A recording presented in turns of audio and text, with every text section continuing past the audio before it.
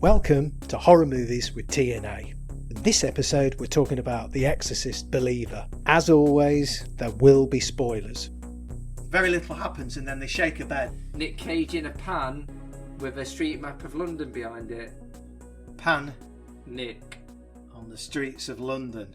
1, 2... while I remember, just a couple of corrections from the last episode. Embarrassingly, we couldn't remember what VHS stood for, which is Video Home System, and we couldn't remember the name of the film, which was The Pope's Exorcist, which was the Russell Crowe film. Right.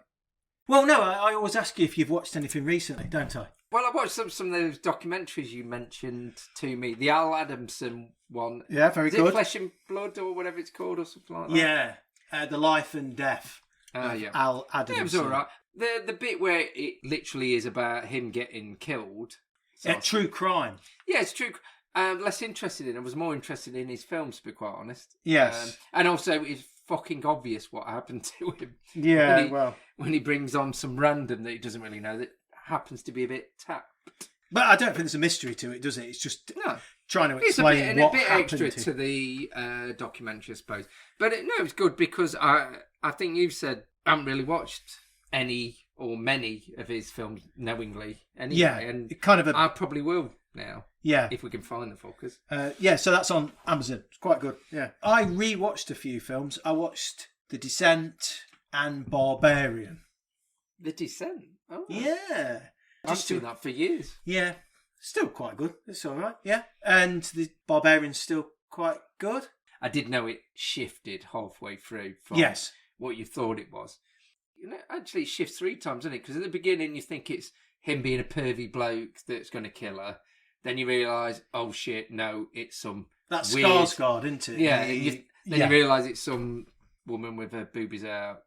And then right at the end, it kind of becomes a kind of comedy with Justin Long being a bit of a penis in it. So, yes. Yeah. I quite liked it. Yeah, it's a bit different. And I watched the French, I can't remember what it's called, the Spider one, which I thought was okay. Infested, is it? It's kind of like arachnophobia. If you don't like spiders, I think it works a little better. But no, I mentioned I watched another documentary as well. I watched 2 more documentaries. I watched Ban the Sadistic Films, which is about video nasties. And again, these are all on Amazon, aren't they? On Prime. Yeah. And Tales of the Uncanny, I've looked, that's what it was called. Well, you should watch it. I think you'd quite like it. And it was a lot of British, generally lots of American and British people were saying the best ones are the 70s British ones that came out, which we would have watched on BBC Two and ITV at night. Hammer, Amicus. Yeah, we went on about that. Someone said Creepshow 2. That's good. Apart from the best story and the best bit is that in the trailer, it kind of gives it away, doesn't it? That's what kind of ruined that was it. Yeah, the raft. The one on the lake. Yeah. I beat you! Yeah, kind of ruins it a little bit. Yeah. But yeah. Thanks for the ride, lady. Yeah. Creepshow. But everyone, Creepshow, obviously everyone said that's a really good one. Some people hated the Stephen King bit because he can't act, and some people really liked it because he can't act. I quite liked it. Yeah, it's not the best one, but it breaks it up, I think.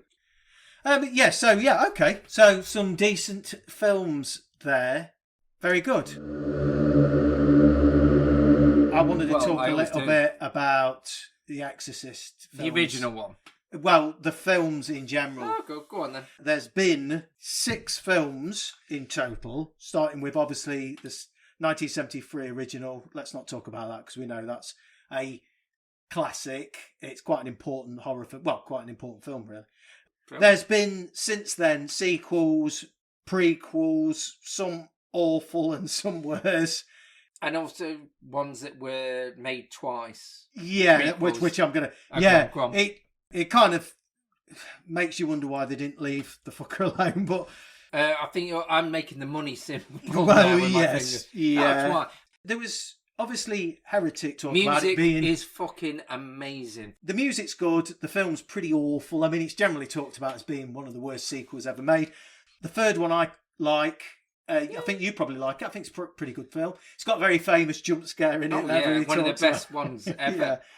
Then we've got the 2004 and 2005 films, which essentially was a lot of the same cast, but done by two different directors. I don't think people talk enough about how bad those films are. Well, Paul Schrader, who did the original one, they took it off him before he got a chance to finish it.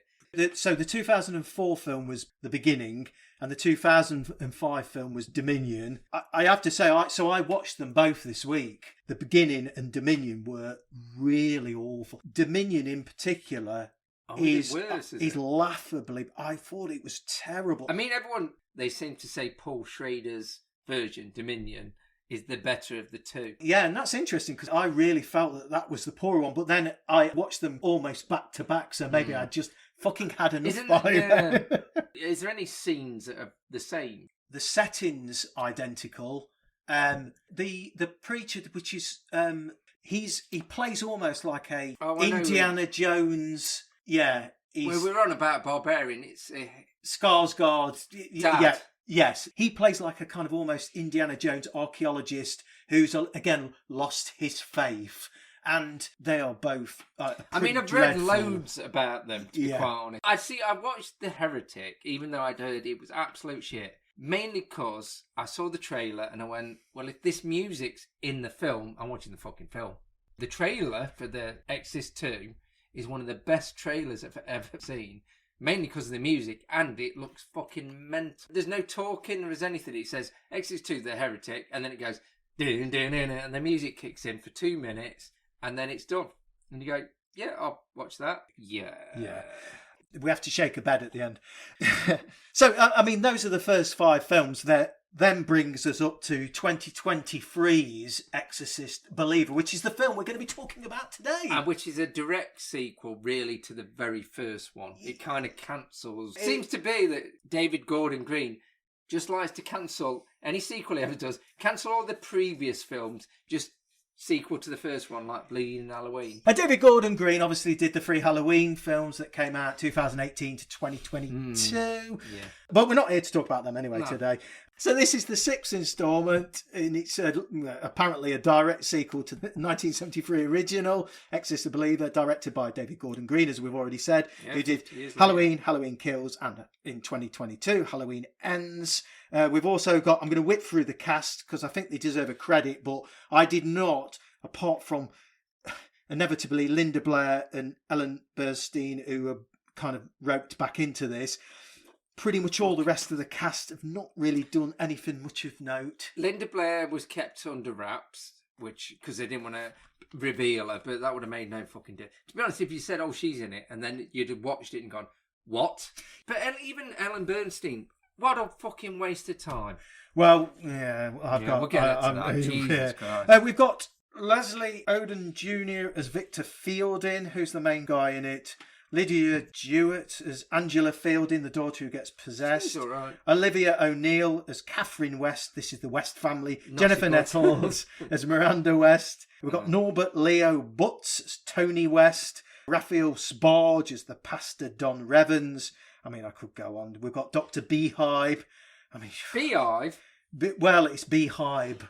Danny McCarthy as Stuart. E.J. the Father Maddox. Linda Blair, we've already mentioned, Linda Blair was in Exorcist 1 and 2, Hell Night, Chained Heat, Savage Island, Night Force. Chained Heat, all right. Repossessed. Can I say she gets her boobs out in Chained Heat? Okay. Repossessed. She was absolute also in... dog shit, Repossessed is. That's good. Leslie Nielsen was that. Yeah. Anne Dowd as Anne. Obviously, she was in Hereditary. She plays a very similar role, really, almost identical. You know something? At first I thought, and this is me being a div, I thought, oh, is she the one that was looking after Regan in the original one? You know, they're like... Oh, I thought that would have been quite good. Quite a good callback. Yeah, because people wouldn't really recognise her immediately. It's been 50 years. She would have been very... it's 50 years. She would have been quite young in that. She could have been. Yeah, she was. She was in her 20s, I think. Yeah. And I thought, oh, that'd be quite good, because she was saying, oh, I've not seen this before, but I have. And I thought, well, oh, hang on, is it? And then I went, hang on, no, I recognise her from another film recently. I will say... she wasn't great in this. To be honest, I will say... Nobody is. I didn't mind the girls in it. Everybody else in the film, I hated. Yeah. Helen Lee Hay as the demon voice. Demon voice. Yeah, but they put that much reverb on it, and fucking, you can't even tell. With Michaela, I can't even say. Michaela Strachan. Yeah, Michaela Strachan from the Real Wild Check. I need to look it up. Did she do the voice in the original? Yeah, but she kind of just. They did give her a bit of. I thought she was just trying to copy that same voice, wasn't she? Well, yeah, but again, they all do, don't they? Because that was the original bloody one. Yeah, well, don't it's a winning formula. Why stray from it? Oh, yeah. Oh, yeah. Well, while you're looking up that, Mercedes McCambridge. Oh yeah, very good. That's why I can't. That was the original demon voice, and she was the Papadoobie Pazuzu. Lamashtu, I think, was the demon in this. Yeah. Well, according on there, I mean, did it say it during the film at all? Yeah, I don't. No, it didn't. So you just read that on Wiki fucking Pedia, and I don't know where they got that from. To be honest, there's no fucking connection to the original film at fucking all. It's two girls, they get possessed, Tony. I know, and they were away for 3 days. And people question their faith, Tony. Ellen Bernstein as Chris McNeil comes back, obviously. She was in the original Exorcist. Actually, she's quite good acting in it, I thought. No. Except for the bit where she gets her eyes stabbed out. No. Really? I don't think she was. So...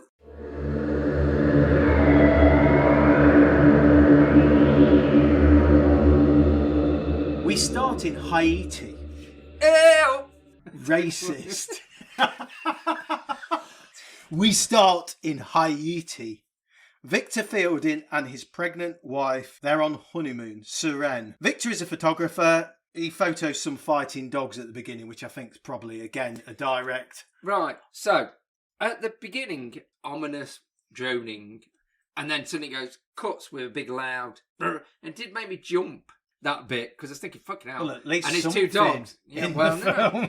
And I thought, oh, that's a good sound cut. That's quite clever. And it's a bit of a callback to the original. Unfortunately, it overuses that same device many, many times. It nicks, but then it's like it doesn't understand when to not just stop. Yeah, anyway, as I say, Victor's a photographer. They're kind of enjoying Haiti because they're on honeymoon.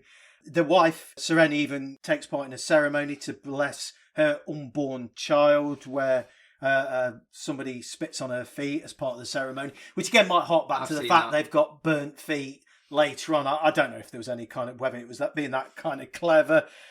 He goes off to photograph Haiti and she goes back to the hotel to have a rest, because she's quite heavily pregnant.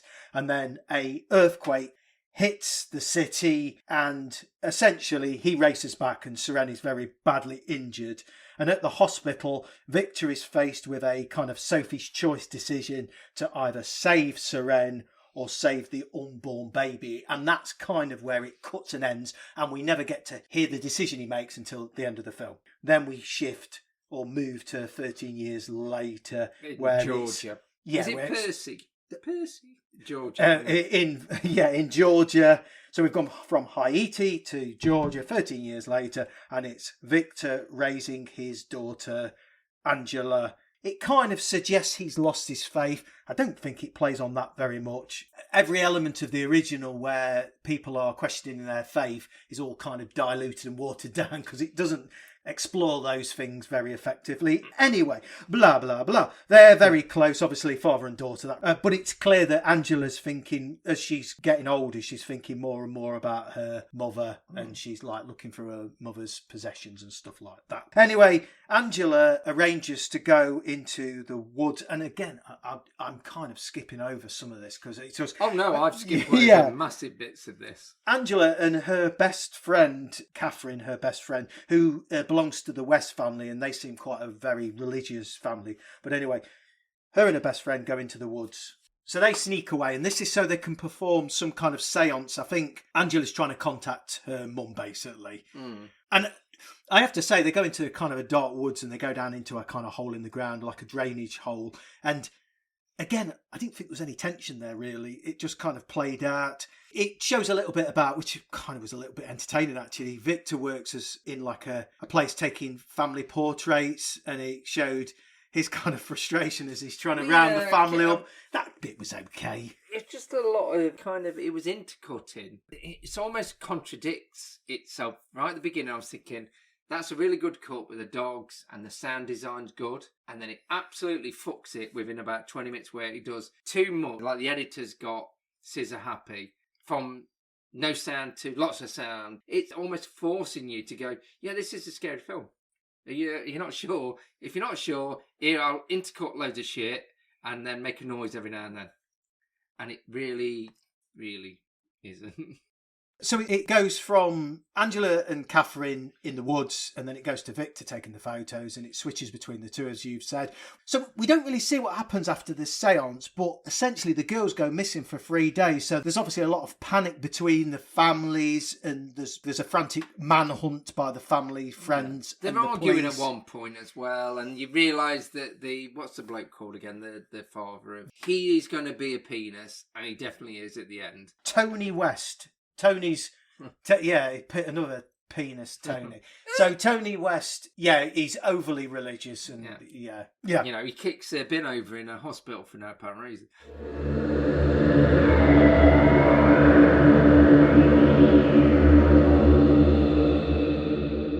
And there's lots of, when the police arrive, the blue and red lights in darkness flickering on the face. If I see that one more time in a pissing film, Jesus Christ. I get it. It looks quite good for a bit, but not for scene after scene after scene. Fucking get a proper person that can get a fucking grip. Get a fucking director. The girls turn up in a barn after the 3rd day. There's a horse dead in the field. It's in a farm. Anyway, let's go. They turn up in a barn after the 3rd day. At one point during and at one point during Angela's absence, Stuart, one of the neighbours, breaks into Victor's house along with this Dr. Beehive. What? And performs a ritual to help locate Angela. What the fucking fuck? Victor returns from a police station or out searching for his daughter. This neighbour has broken in and they're doing some kind of ritual. Fuck off. At first, the two girls seem okay. So when they return, they seem okay, except they've got burnt feet. Although they think they had been gone a few hours, but... Yeah, he asked you, how long do you think you'd been? Yeah. And they go, a few hours ago, so, it's been 3 days. So they've lost a lot of time. Yeah. That's the way we both felt when we were watching this fucking, which I'll never get back. See, it was the opposite for us. It had only been about an hour. It had felt like 3 days. My life drained out of me. I know I'd got burnt eyes. Yes. Burn eyes, baby's got burn eyes.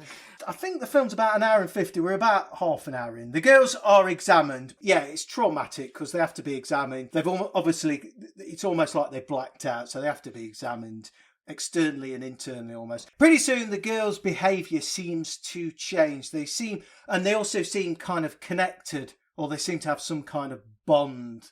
I think there's bits where they're kind of looking and they're banging on windows and yeah. Oh, it's so incredible. Fuck me. There's a bit where there's a baby crying and Angela bangs a window, CGI crack, obviously. The only thing I liked about that, and the crack it was on the bloke's face. Covered his face. I thought that was only the remotely. That annoyed me even more because I obviously was trying to do something. He goes, "Can I go home now? Why have you banged the window? And you broke it as well." Which you haven't, because it's obviously a tiny crack, which in reality can't fucking happen. And also, both girls begin acting out of character and their conditions rapidly deteriorate. Sorry, they both start acting? Jesus, I didn't notice that. No, that's unfair, because they're the best ones, isn't it? Now, listen, Tony, something happened in those woods. He eventually ends up having to readmit Angela, Victor does, when she attacks him and goes into some kind of convulsive shock. One of the neighbours, Nurse Anne Dowd, treats her. We learn that she was about to become a nun, so she's got like a connection to faith. Well, this is where I was thinking, it'd be great if she was the actual original woman that was looking after Regan in the first one. Or Regan? Regan. I think it's Regan. Yeah. It is. I'm just saying it mentally.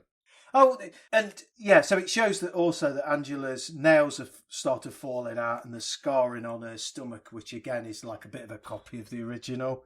Yeah. Well, not really. I mean, her nails didn't fall out. Up yours. We're at church with the Wests. Oh, this load of shit bit. Fucking hell, it goes on forever. Catherine is there still recording. How can a scene go on for ages and come to no conclusion other than her shouting? I'm sorry I'm skipping a fucking act, but it just does my fucking... Catherine is there. She's still kind of recovering. In fact, Pastor Revens says a few words of thanks for the safe return of little Catherine. This scene actually is heavily featured in the trailer for the film, actually, isn't it? Fucking hell. When Catherine halts the sermon. Well, this is the bit where I went, I'm not watching this. She halts the sermon, manically yelling, "The body and the blood! The body and the blood!" And it's crap. The body... I know. It's the least scary thing or disturbing. No, the point is, it even cuts to the people in the is it stalls? What? Yeah, pews, right. yeah. And they're not even going, "Oh my God, this is oh Jesus!" They're just going, "Oh." I mean, they're in the house of God. But the music's going, like overdoing it, and she's going, "The body and blood, body and blood," and they're just going, "Yeah." There's a bit as well where Catherine's seems to be how do I delicately put this? Her brother and sister peer over, and it's almost like she's abusing herself, like I missed that Reagan did in the film, but to a lot lesser extent. It's a lot less shocking. I absolutely missed that bit. You may have skipped past that. I think it's just kind of body in the blood. So both girls end up back in hospital because they're exhibiting all these behaviours that are really concerning. Catherine West's mum already suspects that they have been entered by an unholy spirit. They've been entered by an unholy spirit, she says, or something fucking like that. She's Jamaican. Yeah. It's the first time that demonic possession's actually been mentioned in the film, so that kind of is a bit of a turning point. She mentions about the fact that Jesus died on the cross and then went down to hell for 3 days. 3 days. Nurse Anne is with Angela, and this is the first time we get to hear the demon voice. Like that. As Angela tells the nurse, Anne, about things only Anne would know, which is that she had an abortion and she was about to become a nun. And she even said her nun name, which is quite important when you're going to become a nun. There's blood and stuff, and the demon tries to upset her. Well, there's blood and stuff. So it's a very heavy period thing. Yes. Yeah. Is it? Yeah, but you know, and that's probably one of the most, because I think the demon says she was scraped out like a rotten pumpkin or something. So it's not very pleasant. Yeah. So Victor takes Angela into a facility or a mental institute. It's a bit of a sudden jump to. Yeah, he's gone from hospital. She's a bit nutty. Oh no, I mean, you have to. That's quite an extreme step. You go from looking after her at home, putting her into the hospital because of her condition. And this bit reminded me a bit of The Exorcist 3, where they go into the mental... Well, they do it in the first one as well, but in the third one as well, they do it. Yeah. Well. Which is always a bit disturbing, because problematic, I think, sometimes, because you can tell they're using some people that are... Yeah, it seems like they're using people with conditions and stuff like that. Yeah, Victor takes Angela into the facility to be looked after, and then he meets up with Anne, the neighbour, who tells Victor about the demon knowing all her private information, and hands him a copy of a book written by Chris McNeil, Reagan's mum from the original, and he realises he needs to reach out to Chris. And is this when the music kicks in of Tubular Bells? I think so, as a reference point. Obviously, it does at the end, and it does. So there's a couple of a little times bit, yeah. This is the first, which is all right, except for the remix version they've decided to go with rather than just the fucking original.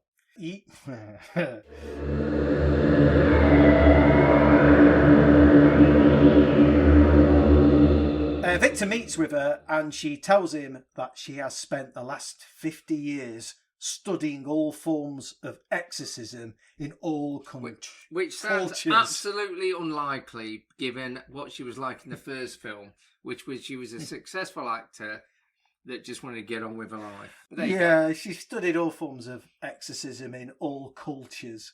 And she's estranged from Regan. I mean, yeah, I'm not going to comment at the moment. Chris is really annoying. Every question gets the answer, but the question is... She says that about everything. Anytime she gets asked a question, she goes, but the question is... But that's all the dialogue. I mean, if you skip to the fucking end, it's got some of the worst dialogue you'll ever fucking hear. So anyway, carry on. Chris tries a deliverance ritual on Catherine. Ding, ding, ding, ding, ding, ding. Ding, ding, ding. She gets a banjo out. Yeah, she gets her banjo out. I can't remember that in the original. So... Chris McNeil, suddenly she's delivering a deliverance ritual on Catherine because they go to the Wests. There's general exorcisty things going on, things shaking. Yeah, the lights and the bed moving. The demon says the trademark C word. I mean, every film that came after The Exorcist, and I tell you the one I referenced because I saw it not that long ago, which was Mario Bava's House of Exorcism, which was Lisa and the Devil kind of shuffled around. It was that blatant that they'd used C word just as a copy of The Exorcism. So it almost felt like if you're going to have an exorcism possession film, when the demon says something, he uses the C word. Yeah, and that bit wasn't shocking. The bit that shocked me is that she got her eyes poked out with a fucking crucifix. Yes. I just think, hang on, you brought her on, you're going to poke both her eyes. I thought she was just stabbing one eye as well at one point. So I did rewind it and went, oh no, both of them are gone. The demon says the trademark C word and stabs her in the eye with a crucifix. With both eyes they were gone, aren't they? Quite fucking rough, really. It did make me laugh because she ends up wearing a pair of glasses and it did remind me of the glasses worn by George Hacker in Manhattan Baby. It wasn't quite as bad as that. Yeah, but it did make me laugh. But yeah, it's just coming out though. I mean, the kill count in this film is, I think, one person. This is probably the most violent bit in the film. So yeah, you're right. It's quite. Anyway, they have now enough evidence to reach out to the Catholic Church, but they forbid an exorcist. I think because of the mental condition of the kids. I didn't really follow it, but they wouldn't allow an exorcism to go ahead. So Chris advises Victor to gather everyone together to conduct an exorcism, an ecumenical exorcism, which actually is. An ecumenical exorcism is where different religions and faiths and beliefs come together. Is that when he pulls in that other lady? Yeah, look, like everybody from the neighbourhood. It's like community fucking neighbourhood watch. So we've got Father Maddox, Pastor Revens, Stuart, who's a Pentecostal preacher, Dr. Beehive, who's a root work healer. A root petite. Dr. Beehive, who's a root petite root work healer. And they perform an ecumenical exorcism. Holy McGoly. Exorcism things start happening. Things start shaking. And the demons start taunting the rabble. Can I rewind a bit? Yeah. Before that, because there's some dialogue that you were. Yeah, go on. I mean, the dialogue is appalling in general. There's lots of cliches and fucking on, but this is where I forget. Is it the? No, it's not the nurse. It's the other exorcist lady. I forget the. Dr. Beehive. Is that her name? Yes, the root work healer. Yeah, that's it. Yeah, she just says. To go forward, something I'm paraphrasing because I got bored at writing it down. To go forward, sometimes you have to go back. Yeah. You what? You understand that, don't you, Tony? Well, I mean, no. Sometimes to go backwards, you have to go forward. I mean, fucking. What are you fucking on about? What I mean, and also why I say it. Yeah. I mean, well, Victor seemed to take it in. He seemed to understand. Because he's a thick twat. Exorcism. So now we've got the start of the exorcism. Everybody comes together. Oh yeah, they've got two chairs back to back because that's what you do. And you bolt them down to the ground. Well, bolt them. They put a couple of screws in the floor. And that's a bit I thought was surprising. Why didn't they rip them off the floor, these Exorcist. Demons don't like M18 bolts. Mm. They start to shake stuff, and the demons start to taunt people who don't seem very coordinated. They're making a bit of a hash of the whole thing. They need to join together. I thought they needed to. They all seemed a bit. There wasn't much planning involved. I thought they. And also, the priest has pulled out at this point. Oh, Father Maddox. Yeah, he turns up and says, "I know I'm here, but I'm not bothering." Yeah. But that's because the Catholic Church have forbade him. I get that. The diocese have said. Has he heard of phones? But I thought they needed to join together like a big religious Power Ranger. It almost seemed like they needed to come together as one big exorcist. A bot. But All I would say is, immediately, any film that has a shitload of people in a room doing exorcism, it's like, oh, this is scary. Let's get about 20 people in a fucking room. No, hang on. What, you've ruined that. But also, nothing really happens to any of them other than one person. They all just stand around and go, Christ is our saviour. And then, at one point, the loft hatch is rocking. And you know what they say? Your loft hatch is rocking, don't come a-knocking. Angela's demon tells Victor that it knows Victor chose to save his wife, Seren. So this is kind of important in the film because it then goes back where he had to make that decision. And it turns out he'd decided to save the mother, but she died from her injuries anyway. So obviously the demon taunts him saying, you never wanted me. And then another Sophie's Choice, the demons force them to decide one girl lives and one girl dies. If they don't choose, then they both die. Utter bullshit. It's a decision they have got to make. Utter bullshit. Then Father Maddox. So they're all weakening and they're starting to think, we can't do this. Then Father Maddox turns up because he's had renewed strength to help fight the demons. The nurse was shit. Then she goes, you were born to kind of do this. And she goes, okay. And then one of the girls says something to her and she goes, oh no. Oh yeah, you're right, I did kill my kid. Oh, shit. And that's it. She backs out. Anyway, Father Maddox gets his neck broken. That's the only death in the film. Yeah, that's not bad. Yeah, I thought that was quite good because okay. you think, the kids are going to rotate their heads, which they kind of do. I can't remember. They kind of do. But he's like holding their heads or something, and instead his neck sort of spins. Well, it doesn't spin around; it just goes. It kind of turns and cracks, which is quite and he funny. collapses. I mean, it's not scary, but you just go, oh, all right. There's a lot of in this film. It's weird. One of the weirdest horror films I've seen for a while. It just makes you go, oh, okay. Yeah, I would agree. More exorcism shenanigans. And then Tony West, who's actually, for a lot of the exorcism, couldn't handle it. So he ended up standing out on the porch. He comes in and he yells, because nobody can choose which girl needs to survive. And then he comes in and no person wants to say one or the other. But then Tony West comes in, he yells, he chooses Catherine, the rat. And then the crafty fucking demon reveals that the one that gets chosen is the one that's going to die. And Catherine flatlines and we have a bit of a scene where she kind of gets dragged to hell almost. But now he goes, I choose you, didn't he? Yeah. That's awful, that bit as well.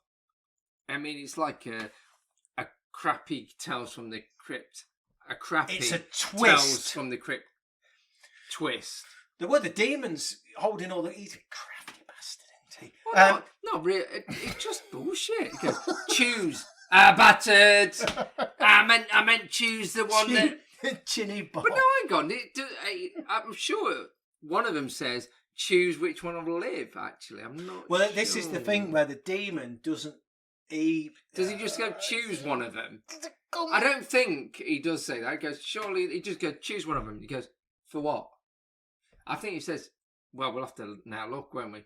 Pretty sure the girls say, you have to choose which one that lives. But the demons played a trick on him. He makes the rules, Tony. You don't make the fucking rules. The film doesn't make any fucking rules, other than nicking my money. Well, it stole my time. It stole my patience. The aftermath. Let's talk about the aftermath. Because believe it or not, that's the film. Anne Dowd, or Nurse Anne, Fucking dialogue. discusses, what do you think evil is? Pointless. I know. And this fucking... I wrote fuck off and fuck you. But the point is, it focuses on Anne, who's done fuck all anyway, and goes, yeah, do you know what evil is? What would you... No, she asks the police officer that was there, do you know what evil... Doesn't even wait for her response. It waits for about a second. It's a rhetorical question. Well, no, because she waits for about a minute and goes, yeah, I don't give a shit what you're going to say anyway. Let me tell you, it's about loving and all that shit. What a load of bollocks. I think I know what evil is.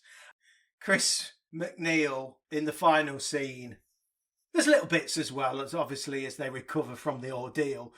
But ultimately, the final bit is Chris McNeil gets a visit from... What did she say? Regan. Who's that? Regan. She says, who's that? Hello, Cheeky Mum. chops. No, not Regan. I meant Chris McNeil goes... Oh, sorry. Yeah, she says, who is it? Is it Victor? And then Regan says, it's me, Mum. Linda Blair says, it's me, Mum. And then that kind of is the end of the film. That's what you paid your money for, 5 seconds of what Linda a fucking Blair. ended it. And then a tubular bell. Oh, the best bit of the film is the end credits, which hark back to the kind of writing of The Exorcist, and the music is the for me the best bit. That whole nostalgia fix, and that's the end of the film. That is The Exorcist. Do you want to do it Believer. first or make it? I'll do it.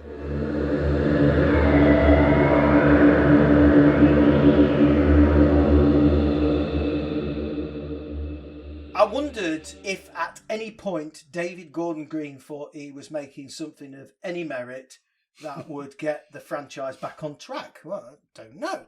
Or if he was taking it in a new, exciting direction. Most of the performances were quite hammy and quite annoying. The girls I thought were okay. But as far as anyone else, I disliked all of them. And I don't... How many amateur exorcists have you got hanging around in the neighbourhood? The film is mostly pretty routine horror fare, nothing original, no real tension or peril, no deaths, no gore, but then the original didn't have, so it wouldn't hinge on that anyway. It was bland, really forgettable. But the biggest crime of the film was to bring back Chris and Regan. Do fuck up with them. I thought it seemed like a really cynical attempt to recreate the success of bringing Jamie Lee Curtis back in the Halloween 3 films. It just felt like nostalgia will bring them back. Yeah, but Jamie Lee Curtis that was all the way through the film. No, they could have pulled these out. They could have took 10 minutes out. Completely agree. Wouldn't even notice. I completely agree. I think he did it well in those. Do you think he did it? Maybe even put them in after the fact because it was such a big pile of dog shit. And Chris McNeil, Ellen Bernstein I found her so fucking annoying.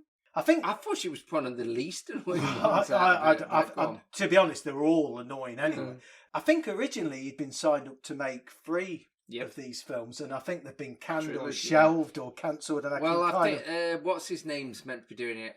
The guy that did The House on Haunted Hill and the Shining sequel, Mike Flanagan. And I'm okay. Well, I don't need another Exorcist film, but I think his films are quite good and his series are quite good. So I will say, like I said, I haven't seen any reviews for this film, but I assume they've all been fairly negative, and that's why it's been canned anyway. Yeah. Any of the themes that were explored effectively in the original, like loss of faith, in here it's really diluted. It doesn't go anywhere with any of them. In fact, a lot of it's kind of brushed over. I have no emotion for this film. It was just fucking annoying. It was the worst kind of film because it wasn't so bad it was good. It didn't have anything of any merit. So, Exorcist believer will believe this fucker. 1 out of 10. Wow, that's the lowest one ever. Dog shit. Sorry. I hated it. And I watched it twice as well. I have to re-emphasise. So I had to sit through it twice. And I never do that. By the end of the second time, I was annoyed and I hated it. So no, this is not good. But I kind of chose this because we were on about what film to do, and I said I think I'll choose this because I know we're gonna not like it. I didn't know it was gonna be. one as bad as I thought, and as flat. Like you say, it's the blandest horror film I think I've seen for years. Boring. Even when it was trying to be interesting. There's certain horror films we've watched, Italian ones and that, where you go, the boring bits are the Possession we watched. I said bits of that were boring, but then they were there to emphasise, oh shit, something's happening now. I mean, I don't think I give that a great, but at least, this, it just ebbs and flows of nothingness. Yeah. I don't know. That's what I was saying to you. I'm just blabbering on there because I don't know what to say about it because I have no real opinion other than what I put here in a circle, bland. And then I put that the most I can eloquently say anything about this fucking film is comparison harms it. In other words, if this was not compared to The Exorcist, it would just be lost. It'd just be, it's an exorcism film. But, it's because he tried to bring in those people for no reason whatsoever, didn't make the film any better. If anything, made it worse, unfortunately. And then to put him as a coda or an epilogue at the end, fuck off. You know what you're doing and you've fucked it. It was a bad... Because with the Halloween film, it kind of added to it and it worked. With this, it was just a cynical nostalgia ploy and it fucking was... And also because she... I mean, I don't know. Ellen, I don't think she was up to doing it anyway. Well, she didn't want to come back to any of them. I think she came back to this because probably a shitload of cash, but I would say I didn't think she was that bad in it. But she had nothing to do, so she was as good as she could be, really. The dialogue was so stilted and weird. Well, not weird. No, it was just weird. Corny and it's just like Tell you what, this was the TV movie version from the fucking 80s of a copy of The Exorcist you might put on, and not even a good one.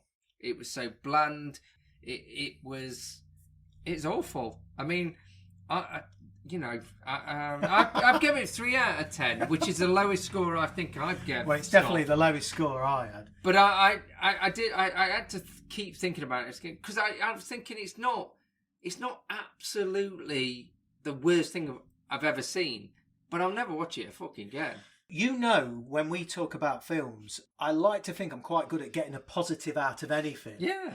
And for a film to annoy me is very rare. Jesus. My worst score, I think, was about 4. So I've dropped quite a lot. But because any of the films we've reviewed previously, I would kind of be okay with watching this. I gave a 3 out of 10. I've just split through Absurd. Yeah, Absurd. Well, now I'm thinking, but I would watch Absurd again, so it's making me real. Well, you see, the thing is... Well, no, actually, I probably I did. I don't like that either. Do you know, interestingly... Because that's boring. I did think back to Absurd, which was a film we did way back. One thing I remember from you that you said about Absurd was it annoyed you. No, it annoyed you in places. True. And I thought, do you know what? This annoyed me. And I mean, this is an example of a film where when it's that boring. Oh no, I have given a lower. Oh, what did you give? Body count 2 out of 10. I think it's because I thought that was boring. Actually, I tell you what, the worst thing you can do, I think, for both of us, is bore us. Yeah, and this was if boring. It's shit and it's entertaining and it's mental or funny, we're on board. Yeah, I like that. This was so bland and middle of the road and I don't think you can say TV movie anymore because TV movies don't really exist, do they? They're just movies. Was not good. It was what I thought, and But I like the fact we did that because I think it's just one of those things where we can recommend it to people. Waste your time. Don't watch this. Don't even waste your time because we're making it probably sound more interesting than it fucking is. Yeah, just don't watch it. Anyway, so that's Exorcist Believer. Yeah. Stamp scribbling. You better believe it. Don't watch it. Avoid. No. It was shit, but you might enjoy it. No, there's better stuff out there to watch. Don't waste. Watch an hour and a half or whatever it fucking is. Watch Bob. I tell you what, just watch The Exorcist. Watch The Exorcist again, yeah, you're right. Yeah, just keep watching Or even that. the second one, you know, because I don't, you know, I'm not saying the second one's great, but it's interesting. It's bad in a good way. This is bad in a bad way. Yeah, yes. It's bad in a boring way. Yes. And that is it. Thank you very much. You should Goodbye. probably say it.